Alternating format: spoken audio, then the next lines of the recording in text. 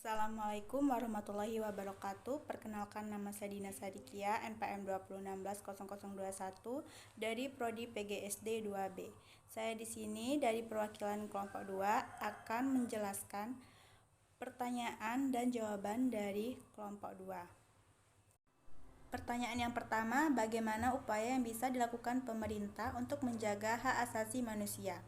Jawabannya, yang pertama, pembentukan Komisi Hak Asasi Manusia, Komnas HAM.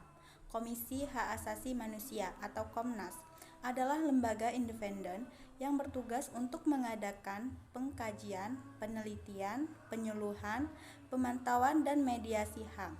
Setiap warga negara yang merasa hak asasinya dilanggar boleh melakukan pengaduan kepada Komnas HAM. Wewenang Komnas HAM meliputi yaitu melakukan pendidikan dan penyuluhan tentang HAM, melakukan pemantauan dan penyelidikan terhadap pelanggaran HAM, melakukan pengkajian dan penelitian tentang HAM, menyelesaikan masalah secara konsultasi maupun negosiasi, menyampaikan rekomendasi atas suatu kasus pelanggaran hak asasi manusia kepada pemerintah. Yang kedua, pembentukan instrumen HAM. Instrumen HAM merupakan alat untuk menjamin proses perlindungan dan penegakan HAM. Instrumen HAM biasanya berupa peraturan perundang-undangan dan lembaga-lembaga penegak hak asasi manusia, seperti Komnas HAM dan Pengadilan HAM. Yang ketiga, pembentukan Pengadilan HAM. Pengadilan HAM dibentuk berdasarkan Undang-Undang Nomor 26 Tahun 2000. Pengadilan HAM adalah pengadilan khusus terhadap pelanggaran HAM berat yang menjadi dasar dalam penegakan kepastian hukum, keadilan, dan perasaan aman. Selain berwenang memeriksa dan memutuskan perkara pelanggaran HAM berat, Pengadilan HAM juga berwenang memeriksa dan memutus pelanggaran HAM yang dilakukan oleh warga negara Indonesia yang terjadi di luar batas teritorial wilayah Indonesia. Pertanyaan yang kedua, mengapa HAM yang ada di Indonesia itu sulit ditegakkan, khususnya saudara kita di Indonesia bagian timur?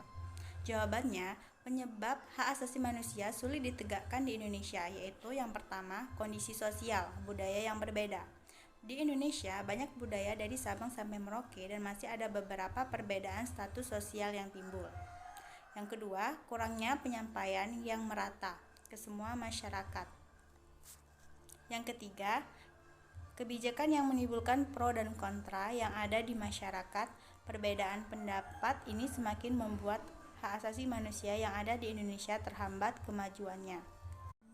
Yang keempat, pembuatan undang-undang yang tidak tepat sasaran. Sering terjadi pembuatan peraturan perundangan yang malah membuat pelanggaran HAM yang ada makin banyak. Yang kelima, penindakan yang lemah.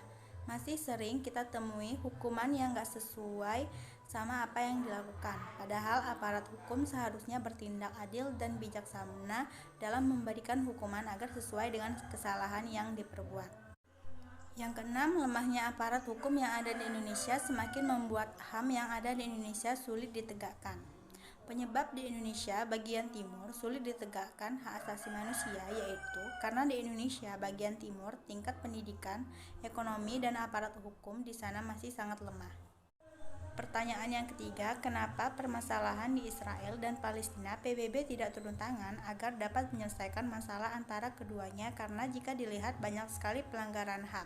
Jawabannya, dalam upaya perdamaian konflik Israel-Palestina, PBB menjadi mediator yang berusaha untuk memediasi kepentingan antara Palestina dan Israel.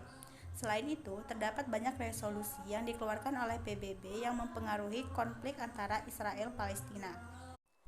Jadi PBB hanya bisa melakukan mediasi, kemudian negara-negara lain hanya bisa membantu seperti alat kesehatan dan makanan.